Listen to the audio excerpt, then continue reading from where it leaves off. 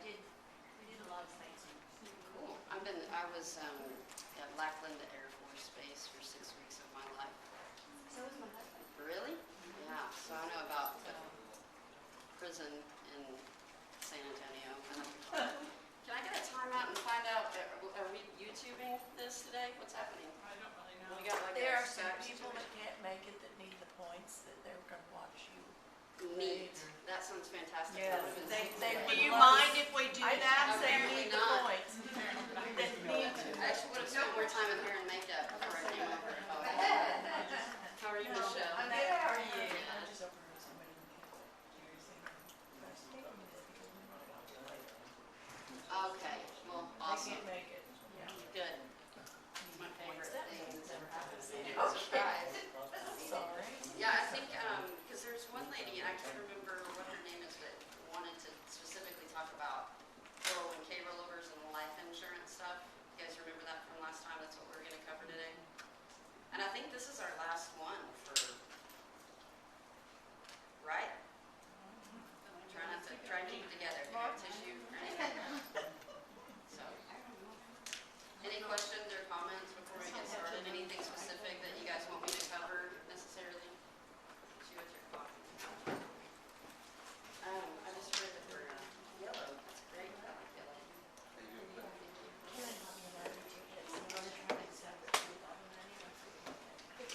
How many of you guys have either had a 401k at another employer, or still have one, or rolled it over, or have some kind of experience with that?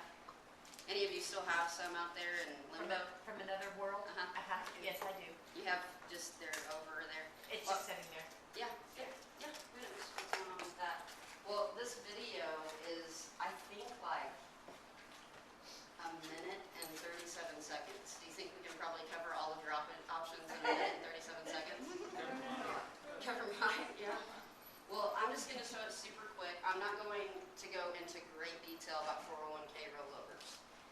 The reason is, as I've mentioned before, I'm only licensed limitlessly to a couple of things: life insurance, health insurance, property and casualty. So what I deal with are more fixed products for folks. So if you want to roll over 401k and you don't want to take any chances, and you want it to like guarantee you make so much money, that kind of thing, that's what I focus on. So younger folks or people who want to play a little bit more in the market, I'm not licensed to do that. I have a business partner who handles that for me, and we make sure, we can't guarantee anything on that side, but if that's what you want to do, we can definitely take care of it. But I'm going to play this video and have a short discussion about it. The majority of the discussion today will be on life insurance. I know it sounds super exciting, and you guys are dying to know all the ins and outs of life insurance, but it does a lot more than many people recognize. So, are you guys ready for a video? Hopefully it'll be the right one. I don't have lots of SpongeBob loaded up on here. Is our sound okay? Kind of quiet. It's kind of quiet. What is happening? I'm on a spotlight with cameras. I'm trying. I'm sweating. Are you out of control? I can't even deal with what's happening now. Are we? It's over here. So what do you do with your 401k plan when you leave your job or when you change jobs? You've got a few different choices. One choice is you can just leave the money in your old plan at your old job. Now it sounds very simple to do that, but unless your old plan is really extraordinary, it's probably best not to use that option. First, your former employer probably doesn't want you to deal with the hassles and expenses of administrating that plan or that account, because it costs them money to keep you there. And second, you may find it might be kind of difficult for you to actually get help when you need it on that plan, because you're no longer part of that company. Third, you may find that, or third, you may not be able to borrow, against the 401k balances like you did before, so you sort of lose that attractive feature of, being able to borrow off your 401k plan. And last, it's going to be one additional account for you to track and manage.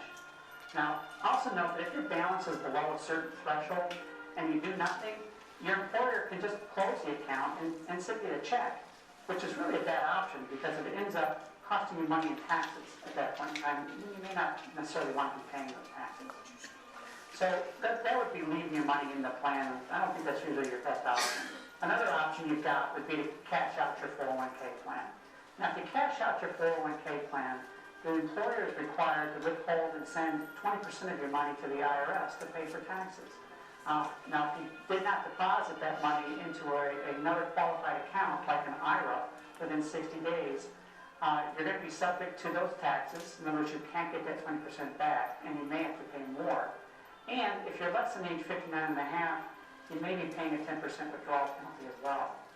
Now, to avoid these taxes and the potential penalties, you have 60 days to deposit the money into some sort of qualified retirement plan, whether it's another employer's 401k or an IRA, and then you can get your 20% back on your next tax filing.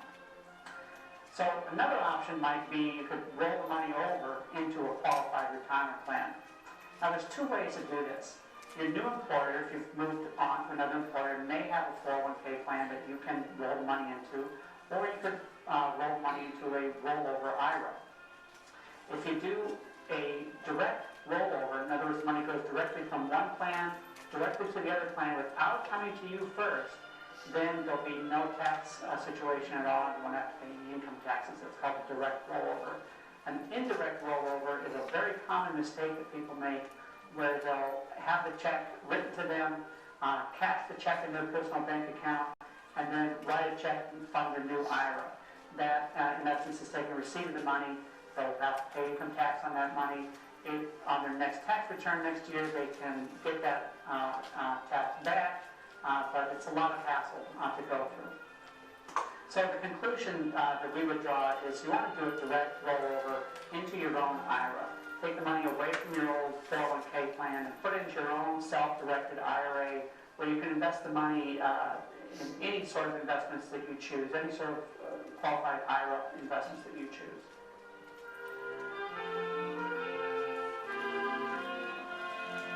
Favorite part is the background music. What is that? Anybody learn anything? I guess it was 3 minutes and 37 seconds. Yes. Yes? What did you learn? I wish I'd learned this 2 years ago, Isn't that neat? What? because I tried rolling over my 401k to here, and that was that, of course, after all the changes and stuff and all that kind of, and it took about 8 months with a stack of papers about that high of signing for the rollover to actually occur. For it to get into your, is it a 403B? I always forget that. Educators. Wow, 8 months. Did you feel like you were buying a house? Yeah, actually, it was It's like, what am I gonna, how's that work out for you, if you don't mind me asking? I mean, now it's not just sitting in limbo and it's accumulating. Better than just, Right, it's better than just sitting there not having any money put into it.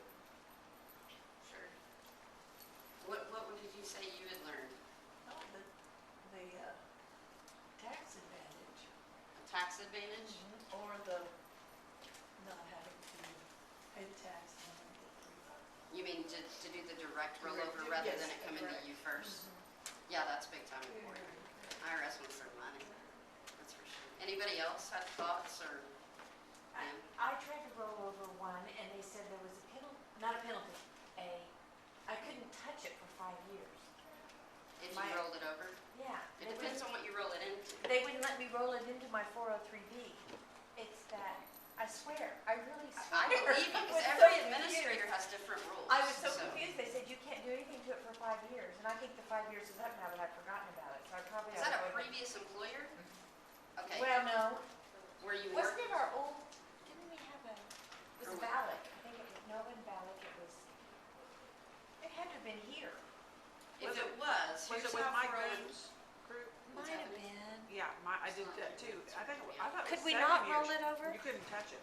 Yeah, okay. Then Why was they- that? Was there some sort of a, That was their their deal. rule? Mhm. Typically, there is typically, and I saw your hand, I'll get to you in just 1 second, but typically most administrators of 403Bs or 401Ks or some kind of qualified retirement plan at an employer have what's called a vesting period.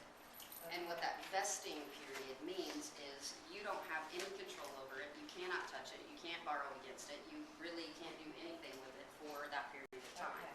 Some of them, the last financial institution that I was with prior to Farmers, we couldn't touch it unless we were no longer employed. It did not matter how long we had been contributing to it or anything, or if we had reached the age of the 59 and a half or that kind of thing.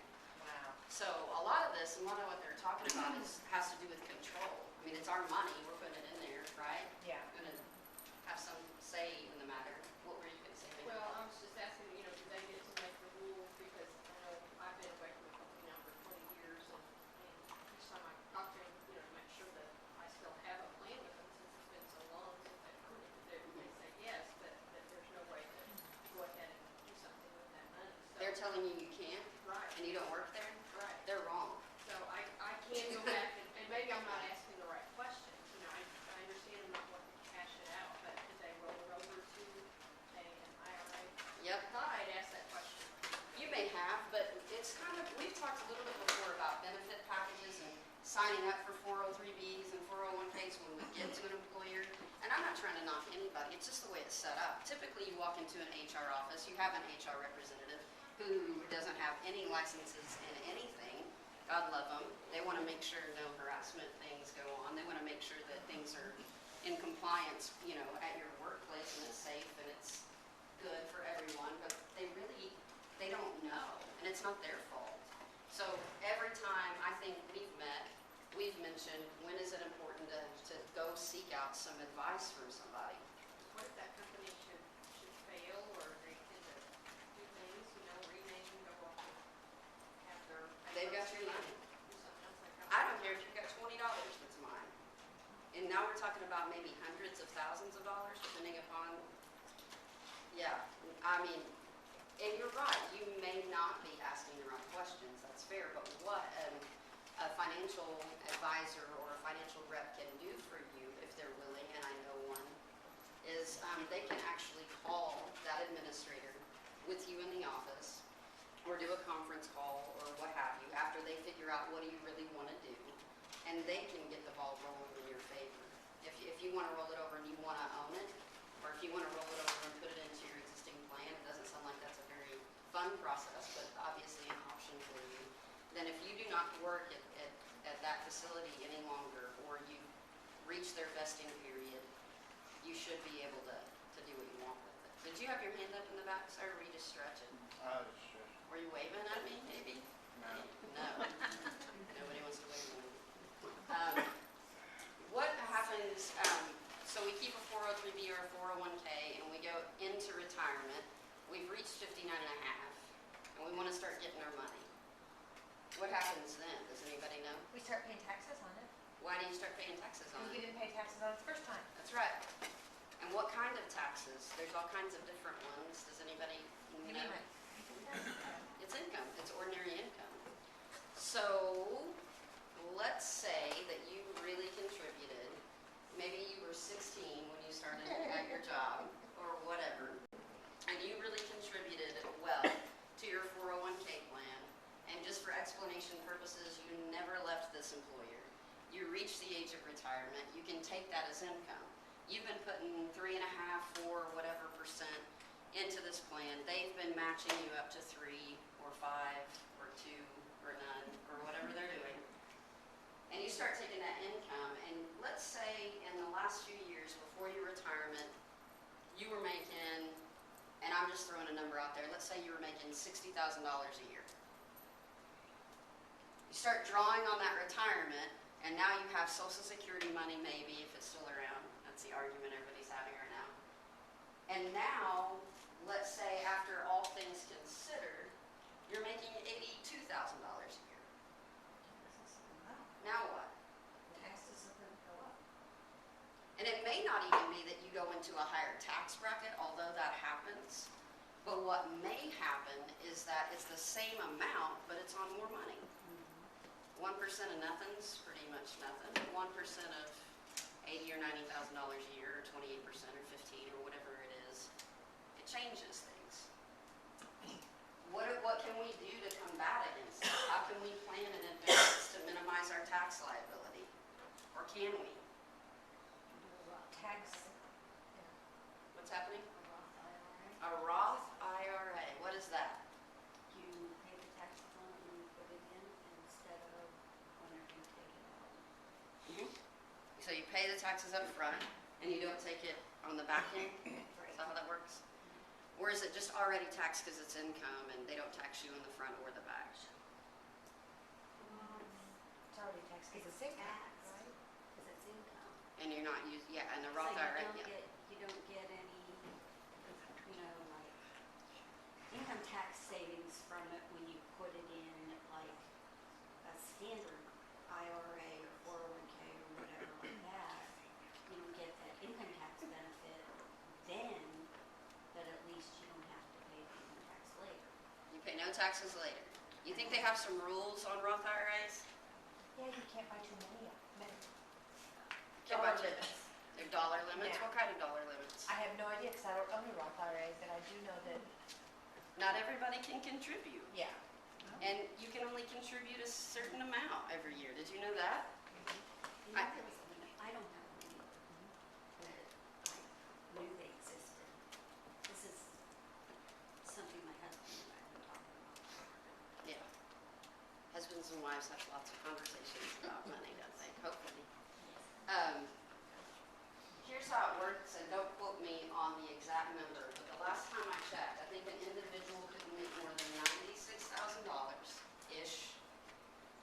Married, filing jointly, it's like 150 or 160 or something like that.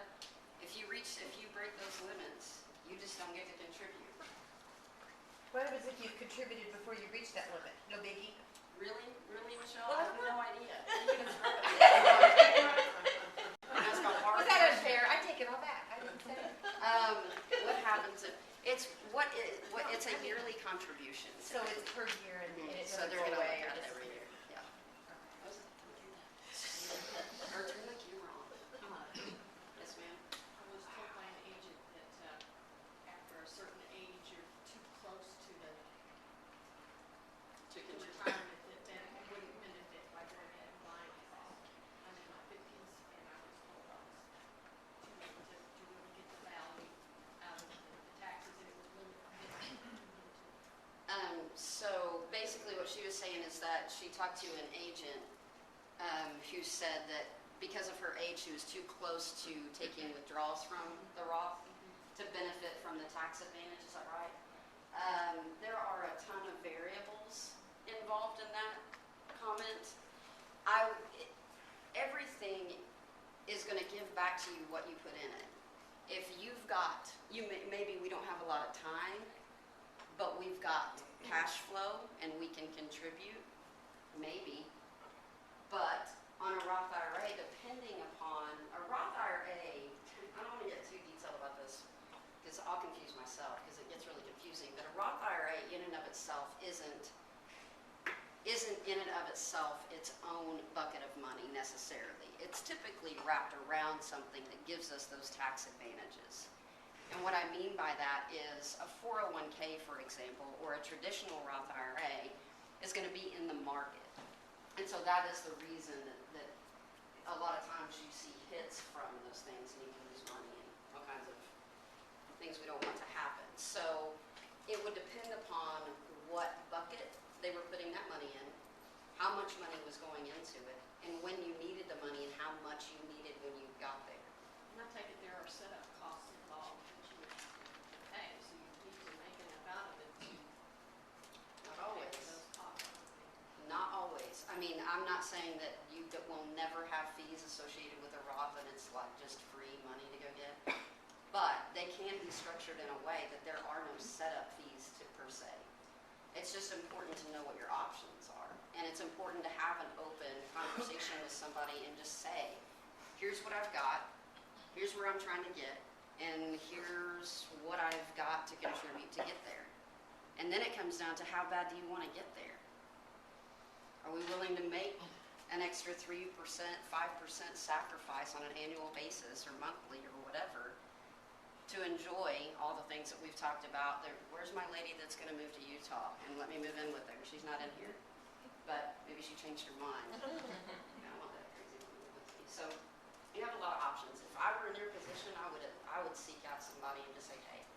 let's just have a conversation. It shouldn't cost you anything, we talked about that before, there are plenty of people who sit down without charging you a fee. But just have that conversation and know what your options are. It's a lot, kind of, huh? Who else? 401ks, Roth IRAs, rollovers, comments, questions? Ma'am, I would so count on you every time, thank you. This probably doesn't qualify to other people, but it does for me. It When you applies get, to somebody else, I assure you. when you There's get not to be telling you. 70, they require you to start taking the money out of those. How much fun does that sound? I mean, to be really honest, I mean, required. yeah, and you can only contribute like, and it is dependent upon if you're single or if you're married, but the limits are like $2,000 a year, $2,500 a year, or something like that. Maybe it's 4. I mean, it's not a lot of money. They limit you. You can find out. We can sit down. We can look it up on the That's only on internet. the Roth, right? Roth, correct, yeah. Because there's so many tax advantages on the back end, they're like, okay, we'll give you that tax advantage, but we're gonna give you all these rules and regulations that you have to follow in order to contribute. What if you had a different option? Does a different option sound like more fun? Maybe. Depends on your situation, always. But what if I told you that there was a way that you could contribute money in a bucket that was like never taxed? Whoa, Oh my God, what is a genius? I'm ready. I'm a money magician, got it. Not everybody necessarily qualifies for this particular bucket, but it is a way that you can literally accumulate tax-free money and take it out, supplement retirement, and not pay taxes on it when you put it in, not pay taxes on it when it grows, not pay taxes on it when you get it out. Can anybody in the room guess what I might be talking about? Michelle knows. Should I The say lottery. it? Do what? The lottery. Actually, it's my checking account. Those numbers, the lottery, no. Who else? Michelle Thompson, tell the class what I'm talking about. Insurance. Life insurance. Life insurance. Yes. What? Nice segue. Thank you. I just came up with it. Most people don't want to have a conversation about life insurance at all. Especially when they're talking to me, because what are they thinking? Well, you're just trying to make money off of me. Yeah, I'm trying to make money. I've got a kid to feed. I've got gas, my car takes gas, etc. Sure. But I'll tell you, there's 2 basic different kinds of life insurance.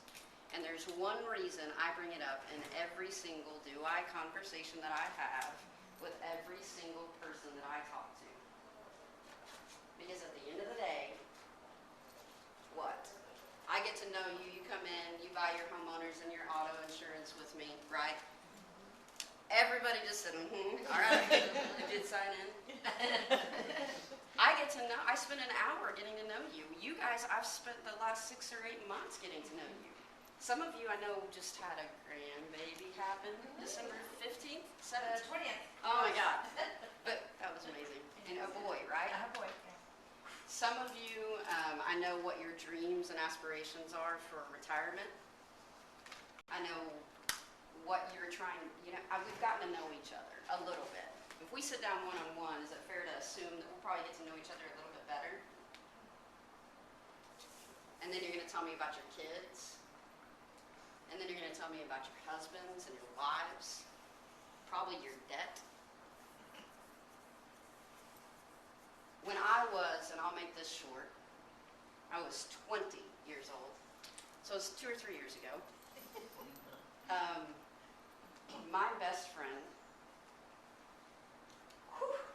got on the back of a motorcycle with another friend of ours. Somebody pulled out in front of them. She was 19. She wanted to be a physical therapist. She was one of the most bubbly, enjoyable, friendliest, wonderful people I've ever met in my life. Somebody pulled out in front of them. She was 19 years old. Mortality and reality hit me in the face at 20. I sat in a room with standing room only in a church in Artesia, New Mexico, Our Lady of Grace Catholic Church. 2 times, because I didn't know anything about Catholicism, and I didn't know what a wake was, so I went through the funeral twice. And it didn't get easier the second time. A room at least 6 times bigger than this, and you couldn't find a seat. Her parents, I spent a lot of time with that family, and if anybody knows anything about the Hispanic culture, if you get in, you are not getting out, ever. And her mother, her name is Yolanda, still keeps in touch with me, and still calls me Mija. Does anybody know what Mija means in Spanish? I bet you do. What is it? My daughter and my girl. Yep, my daughter or my girl. I'm like shaking a little bit because I know what happened. Because Gilbert and Yolanda Romo, what a lot of people will tell you is if a young kid passes away, if it's a baby or if it's a toddler, if it's a teenager, that the funeral home's just going to come together and they're just going to give you a free funeral. The funeral home can't do that. They're in business. They might work out a deal with you and you might be paying for it for 25 years. They liquidated retirement accounts. They asked for donations. But the biggest thing that they had to do, that if you have to do, it won't be because we don't have a conversation about it, is go back to work.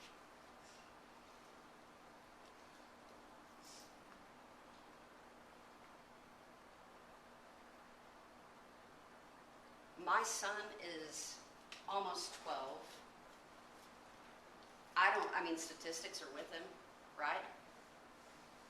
Nothing gonna happen to that baby. He's got $100,000 of permanent life insurance on him. It's not gonna cost $100,000 to bury him if something happens.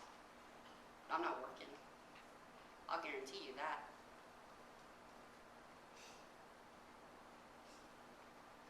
So why, in God's name, is it a difficult conversation for me to have when I have it with people? Why aren't people coming to me and saying, Wendy, how much can I get? How much do I need? How much does it cost? Here's my checkbook, my social security number. Please let me have it. You're going to have to tell me because I don't know. We don't want to think about it. Why don't you want to think about it? It's so sad. It is sad. What's sadder? Well, I guess making it afterwards. Yeah, it's denial. Yeah. It's human nature that Coping. it will never happen to me. Well, you're invincible though, Ryan. You don't have to worry about it.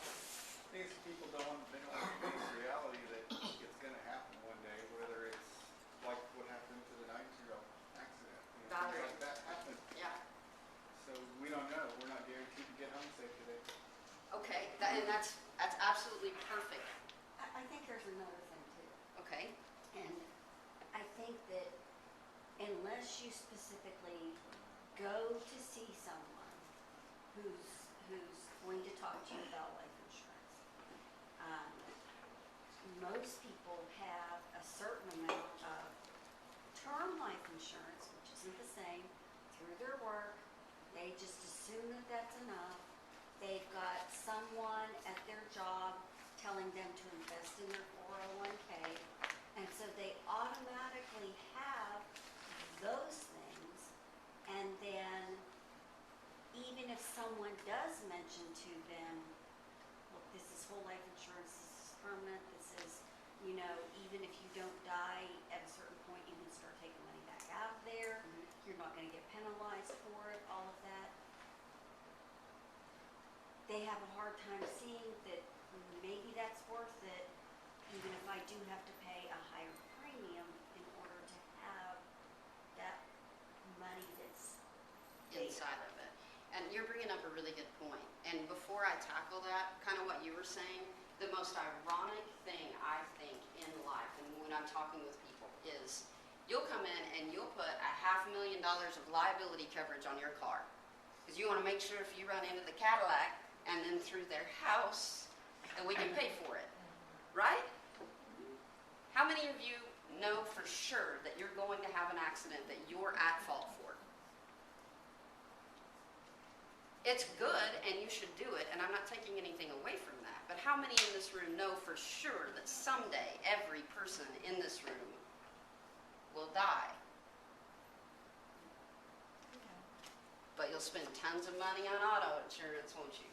You'll spend tons of money on home insurance. Not tons if you come see me, maybe. But you'll spend it. Home insurance isn't required by law. Did you know that? Only if you have a mortgage. Only if you have a mortgage. If you got your house paid off, you don't have to, you can do whatever you want. But I bet if there's a person in here that's debt-free on their home, I bet you've got homeowner's insurance on it. Just in case it burns down. Who knows if it's going to burn down? It's good to have it because if you need it, you want it to pay out. But the one thing that we all know is going to happen, inevitably. And everybody else say, well, death and taxes. You don't have to pay your taxes. You might go to prison, but you don't have to pay it. You have to die. That's the way it works, right? So I don't know why it's a big deal. I think it's like you guys were saying, it's just tough. It's tough to think about. And then somebody across the table saying it's how much?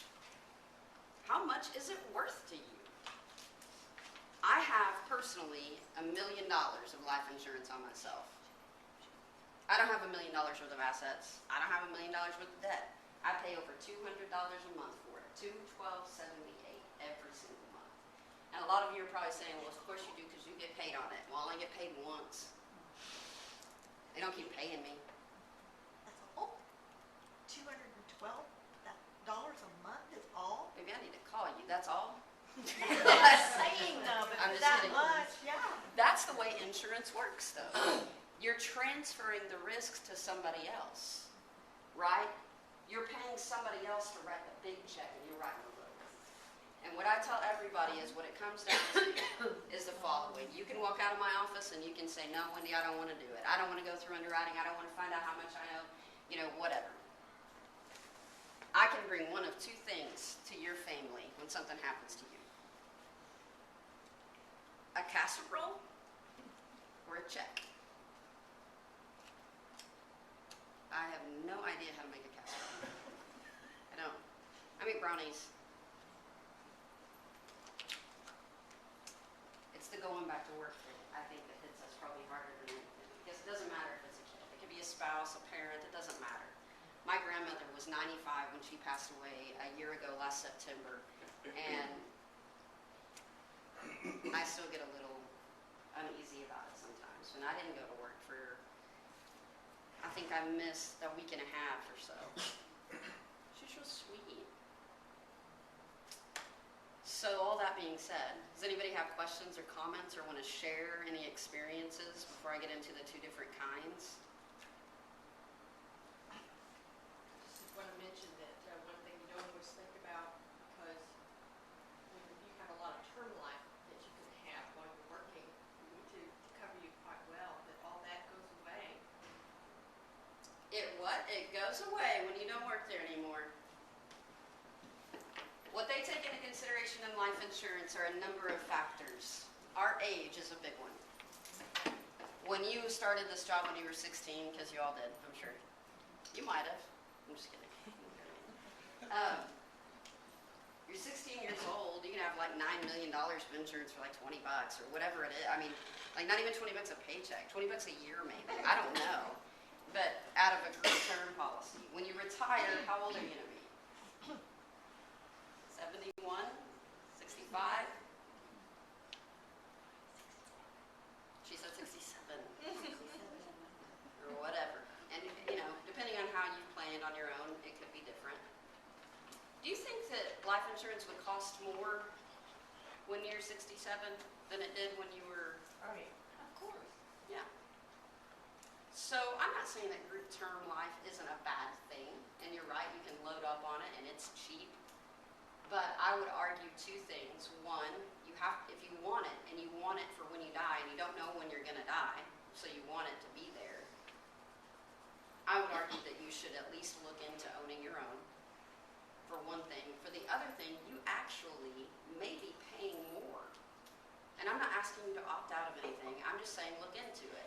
Because what they do with group life is no underwriting. You click a button and pick, I want 30 times my income, or I want whatever. Okay, we're just gonna take it out of your check. If I'm in the office next to you, and I've got high blood pressure, and I'm diabetic, and I'm whatever I am, they average those premiums out. Statistically, they know how many people in a group of so many are going to be a high risk. So you actually may be paying more for the person next to you. Did you know that, Ryan? Have I enlightened you? You have enlightened me. My God, I'm here to change the lives, no pressure. So 2 basic different types of life insurance. Can anybody tell me what they are? Term. Whole and term. What do we think the differences might be?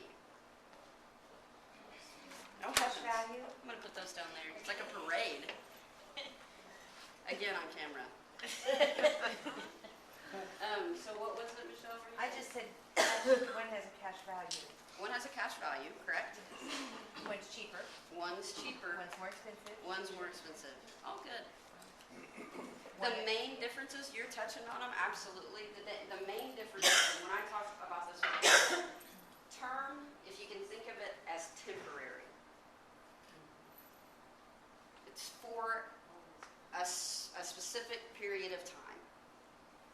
If you want cheap, and you know you're gonna die within the next 10 years, we can do that. Permanent, whole life, is just what it sounds like. It's there forever. What I will tell you is, although those are the basic 2 differences, you can keep term or temporary insurance for as long as you want. What typically happens isn't necessarily depending upon the company that it expires or goes away. It's just that it's kind of like your landlord coming to you and saying, you can still live here if you want. I'm just going to triple your rent. Sound good? We're not going to add on anything. I'm still not going to mow the lawn or fix the water leak. I'm just going to charge you more. But you can still live here. What permanent does is says, doesn't matter when you die, we're going to pay you, your family, whomever, your charitable organization, your Ryan Lines, because I'm sure all of you want to give all of your legacy, whomever. Yes, it costs more. It costs more out of pocket because they're paying you to do it. It's not sexy. You're not going to be like, hey, look how much money I won in my life insurance policy. But it's consistent. It's guaranteed to not lose money. It's guaranteed to incessantly move forward. It's guaranteed to pay out when you die as long as you keep paying. And you don't, are you ready, have to pay forever. You can pay for 10 years. You can pay for 20. You can design it however you want. If you want to start taking money out of it to supplement for retirement, you can. And I might be talking a little bit fast, but get this. If somebody sues you, they can't touch it. Now what in the heck is wrong with life insurance? I'm going to go with nothing. It costs money. Sorry kids, we're not giving it away. I've got a couple of printouts that I'm going to hand out. And I'm not pushing necessarily permanent life insurance. I want to make a disclaimer right now. What I typically do, and what most people will do with you, is get a number with you. It's your number. What do you want the check to look like? What do those kids need to go to college? What does that husband need to maintain the mortgage? How much do you need the check to be written for? Figure that out first. Have someone help you. A trained individual will know the right questions to ask. You come up with it. You say, well, it looks like I need $478,500. Okay? Then what they should do is say, how much can you contribute every month so that we can make sure you get that $478? Everybody's answer to that question is different, and that's why sometimes you might have a hybrid plan. You might have a little bit of permanent and a little bit of term. This is a farmer's paraphernalia. Sorry, they pay me to do that. They don't pay me to do that. Hand out some pamphlets, we'll get you some money. There you go. That's just about permanent life insurance, one of our products that we do. And the other cool thing is, even if you start out, let's say, and I've got a lot of younger people who, they've got kids, and they need, like, maybe they, when I say need, let me change that to want. They want maybe a couple of $1 million in coverage. They don't have a lot of money.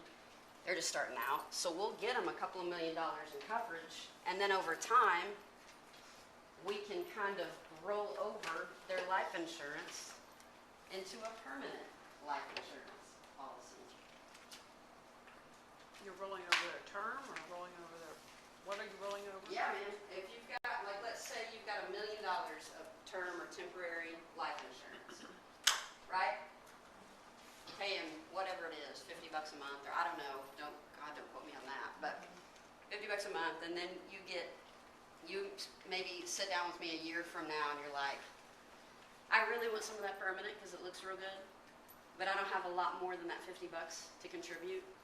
You can take part of the term or temporary life insurance and convert it into permanent with no underwriting. Blowing your mind, I know. Okay, so I have a question. So I recently read this, that Dave Ramsey, Oh, There God, I knew it this was goes. gonna happen. All right, I know it's coming, so he said don't buy whole life insurance right? because your money is better invested elsewhere, you get a better return. He is absolutely correct. So Absolutely. So why would somebody want permanent life insurance? Number one, it should never, ever, ever be sold as an investment product. It's not an investment product. It's never going to make 10%. There's a kind that might, but we're not going to go into that right now, but I don't sell or facilitate the purchase of life insurance because somebody necessarily thinks it's going to make them a ton of money.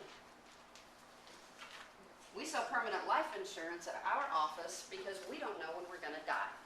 And we want some little ones to be taken care of. This stuff is probably going to blow your, like, I don't know why I'm passing this. I'm going to explain it, I promise. But, kind of what it costs difference between the two. What they'll say, what the Dave Ramseys and Susie Ormans of the world will tell you, they'll say buy term and what? How many people do you think actually do that? How much money do you have to invest to make sure that it makes back the $1 million or whatever you're trying to get to go to your beneficiaries? I don't know about you guys, but I don't. Number two, going back to tax implications. Besides life insurance, how many other options do you have to pass money from one generation to the next tax-free? How many? Did you say tax-free? Zero. Yep.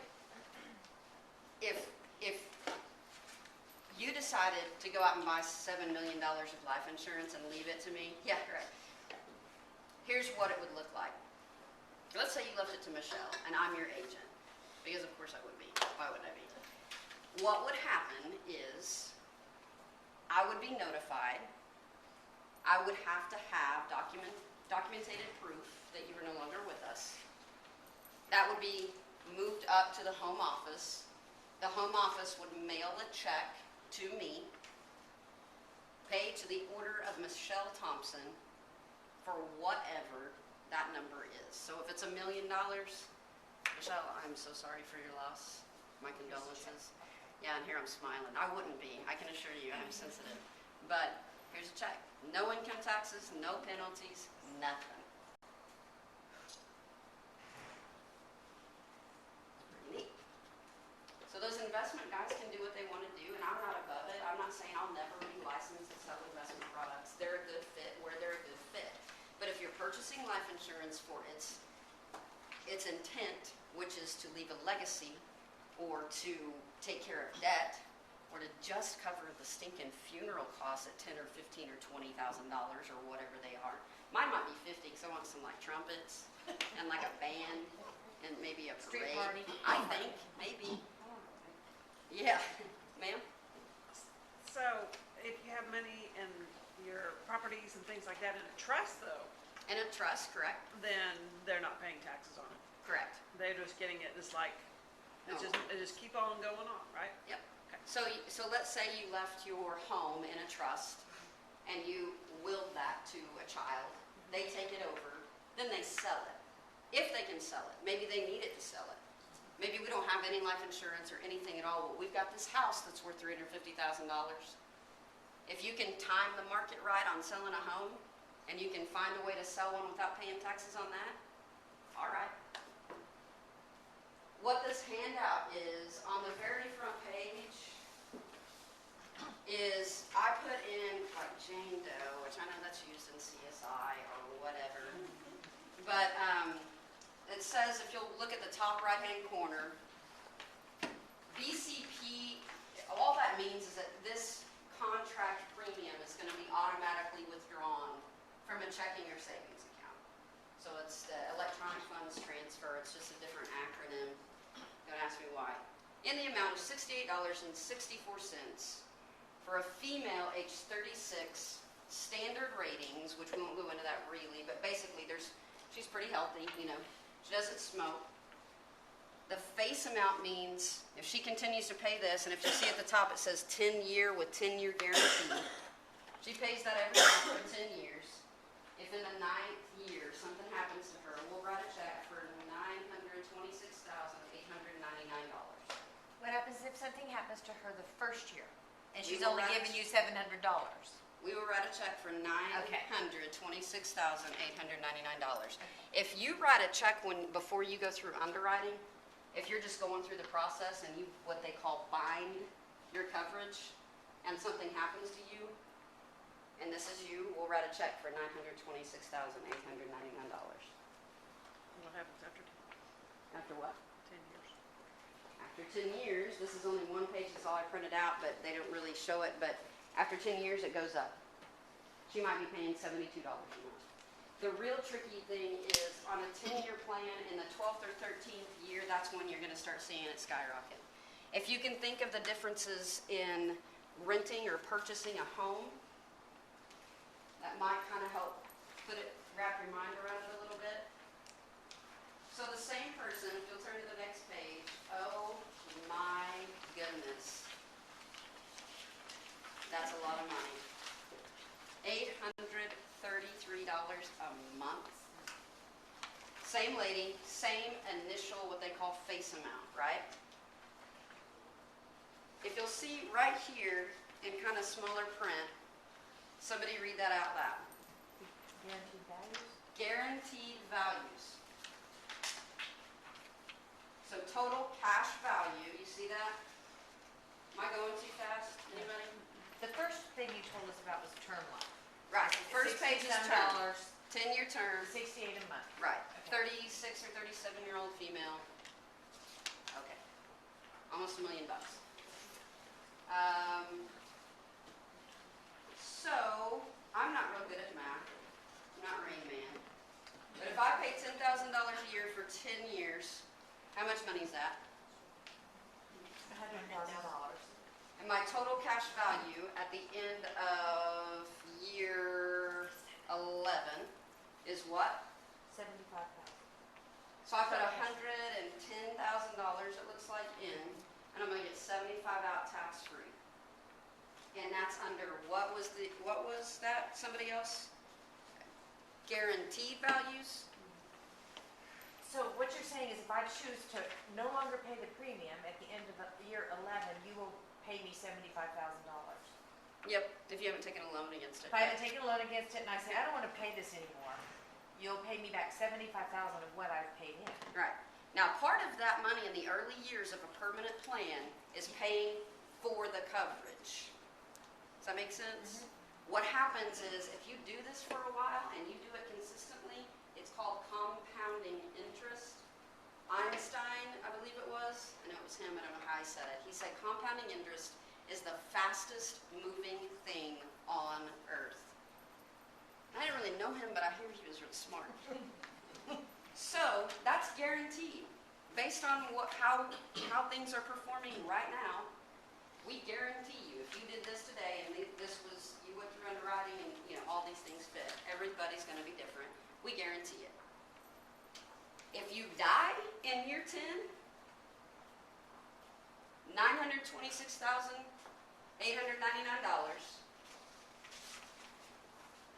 Web application, you sign a document that says you want to go through underwriting.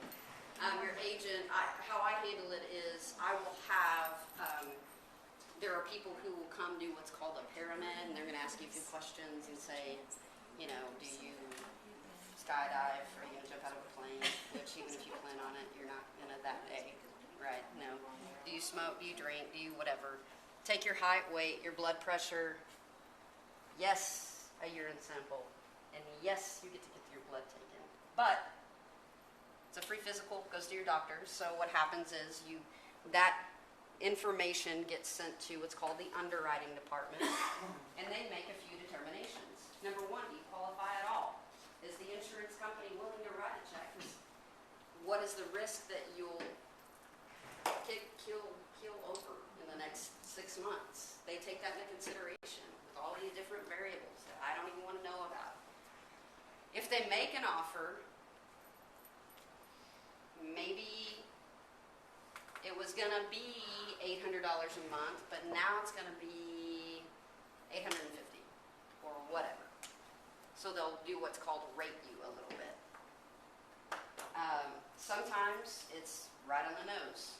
It just kind of, there's just too many unknown variables to know exactly how much it would cost before you go through that process. That's the biggest difference in owning your own up against like your group term coverage, because you don't have to do any of that. Okay, could you tell me maybe the definitions or the difference? I know the beneficiary would be who would receive the death benefit, and the insured is the person who would die or whatever. What is the owner of the policy? Typically, that's the same as the insured, unless I am the owner of my son's life insurance policy. Okay. He is the insured, because he's the one we wrote it on, and I'm also the beneficiary. Those can be 3 different people. Can the owner and the insured be the same? Typically, they are. Oh, okay. But they can be different. You can have, there's actually, I think there's 4 components. There's a payer who's funding it. That can be completely different. That can be split up between kids. I've seen that happen. So a payer, an owner who's basically the administrator of the policy or administrator kind of thing, the insured, and then your beneficiary. I mean, that can be one person, that can be however many, and you can split it up. It can be an organization, you know, and then you have typically primary, there's a lot, huh? What am I doing? God, they turn the camera back on. So there's typically a primary beneficiary, so who you would prefer that go to first, and what's called a contingent beneficiary. So if that person isn't around for whatever reason, or you just get mad at the first guy, I'm kidding. The contingent would be the second, and so there's kind of some moving parts. Typically how it looks, if you're getting it on yourself, you're the owner, you're the payer, you're the insured, and then you have your beneficiaries to choose. Sir?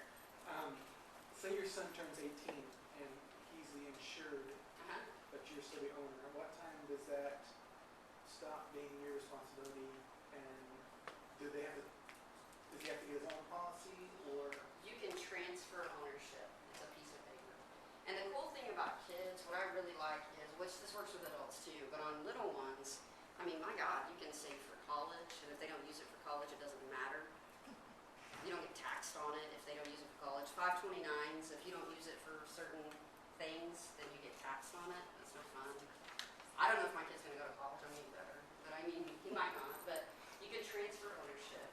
So it's just a piece of paper, and he or she would take over at age 18. But you can keep it and be the owner and contributor as long as you want. When he or she owns it, then they get to make decisions on beneficiaries, and they have to keep up the premium or it goes away. So those are some I do what's called a Future Legacy Club out of my agency. So we do a lot of kid policies, which sounds real morbid, but we talk more about the living benefits, so the money that can be used in different areas. So there's no taxes or anything that they have to pay if we want to borrow against it or take some of the cash out? Nope. Yeah, that's one of the reasons that we do it a lot for kids is because you have options. You fund it however you want. I mean, if you want to put $20 a month, depending on the age of the kid, there's no underwriting for a child. They don't have to go through all the poking and prodding that we do. And you can contribute it however you want. You can design a plan where you have to put maybe $50 a month in every month. But if you had a good month or a tax return and you wanted to dump some in, you can do that. You can do that with your own too, So possibly. can't you stop paying after like 10 years? Can you Yep, stop paying? you can stop You can paying stop paying them and just, but you don't lose it. after 10 years. After 10 years, Yeah. right? Well, after, do what? You talking about a whole life policy? Permanent policy, I think is what Yeah. you're talking Right. about, right? I Yeah. had a life policy, permanent. and they said if I quit paying it, I'd have to pay, I might have to pay $500 a month as soon as I turn 60 something. Can I call you? It's not farmers, okay? No, I don't mean that, I just mean like, cause Yeah. like, that's not necessarily true. I mean, State Farm. if you wanna stop paying for a permanent policy after 3 years, stop paying for it. They'll It get you just whatever sits it's there. built in, or you can keep it, or whatever. It's not necessarily, you would have to sit down with somebody and like send some Right. paperwork up and figure out, okay, what is this really gonna look like? But it's yours, you own it, do what you want. We're kinda over time. Do you guys have more questions or anything? So you can start, what if you stop for a little while, can you start up paying, again on it? Well, It probably will increase. it would increase. Are you talking about a permanent policy? Yes, yeah, whole life. Depending upon how it's performing. So if there's enough cash, I know I'm probably giving you guys so much information right now, but if there's enough cash in there to pay your premium for you, you can do that. Oh, okay. So But the it has cash to be value funded. kinda can pay for itself. Yep, if you get in a pickle. Understanding, of course, that then the cash value would be diminished at some Sure, point. you sure. know. But That's they not are, yeah, but if you're designing specifically a life insurance plan, I mean, there are some moving parts. And get with somebody who's gonna ask you a ton of questions and maybe take a little more time than usual, but, yes, ma'am, probably one more question. Do you know any agents that take Saturday appointments? I'm open from 9 a.m. to 9 p.m. Yeah, I mean, I'll take a Saturday appointment by appointment for sure. You guys have any more questions or anything? We're over time, I'm sorry. How much Thank you, time? Wendy. Thank Thank you so Whenever much. I see you again, thank you very much.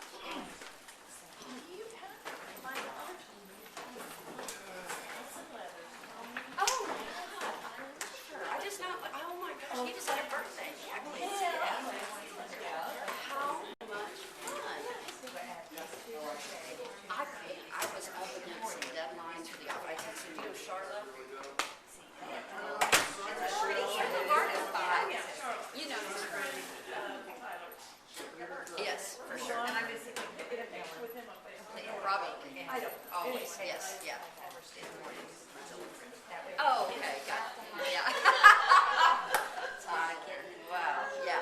Yes, absolutely. No, I unfortunately wasn't able to make it, but I did text Charlotte. I was like, Because he "So are would you just gonna show go us to this for your president tonight?" I'm like, man, I don't think so. I can't.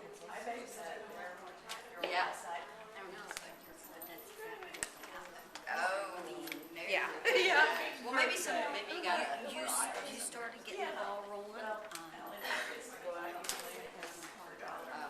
can you do this somewhere where we don't have to do as much work? I used to, I don't really do it anymore, but I did some marketing and promotion stuff for a short time. But I honestly got so busy here, or with my office, that I was like, man, I love you, but like, I just can't. Well, I see, Yeah, oops, you that did. was it. My mom just died, and I got everything and all this trust stuff. But all of a sudden, somebody made a mistake, and I was about 27 years old, and instead of making me the beneficiary of my mom's policy, they made me the beneficiary. So when she died, I got this policy on myself. Oh, to like, that you owned? I didn't Rather want than me to paying it become out? the owner. It's $10,000. But anyway, it's AXA company. And AXA, I'm AXA. trying to get a hold of them. I'm thinking about just cashing it out or something. It's If never you gonna cash it get out, any you'll, more. do you have 10,000 in cash in there, or is it face amount too? Good question. Well, if, I mean, I'll look you up, I can maybe, actually, AXA Advisors was the first financial place that tried to recruit me in. So I know a couple of you, I don't know if they're still there, but. Maybe I could take a personal day or something. What's your number? 918 Oh heavens, stand by. 918. 331 750. And your first name was Cena. Cena. The Clansinator. Write that. Just be like, is that what you're asking me? What is that? Nice to meet you. Yeah, so I asked her, I said, hey, I don't get to see Oh, her. I was telling her about this. Lady that comes up and she said, I said, I need to get to school. Yeah. Let's get on Friday. Yeah, somebody knows how to pronounce this and that stuff. Well, it's really nice to meet you. I'll give you a shout and we'll work around schedules and stuff. I'm sorry. Don't you apologize for that happens a lot, and if I had any more eye contact, I probably would have lost a little bit, so I'm sorry. Just go with that, wasn't distracted. No, Yeah, that life insurance thing that I have is a variable life from back in the early nineties, and I Yeah. understand it's in its own animal, but they told me that if I didn't keep the payments going well, for my variable, whole life, that if it was not valued enough by the time I got to be 60-something, then I would have to have these huge payments to catch it up. well, variable, it's called variable universal life, and, it works, it is kind of a different animal. In the 80s, they were paying like 14% or something ridiculous, so a bunch of people haven't got them. You still should be able to get the cash value that's inside of it, though. I mean, I don't Apply it know. to premiums if I don't, because I've noticed it's worth more, you know, if I die tomorrow, you know, it's gonna pay out at least $1,000 more Then it than would a lot, but still, it may. I mean, I'd be happy to take a look at it with you and at least So you maybe go to a dissect it. vendor. Yeah, it doesn't matter. I do that a lot. I mean, and know, you know, I just try to say, okay, what do we got going on? If you'll write, I'm gonna see this gentleman is gonna attack me. All right. You'll write your name and number on the back of that. I've got Cena's too. I'll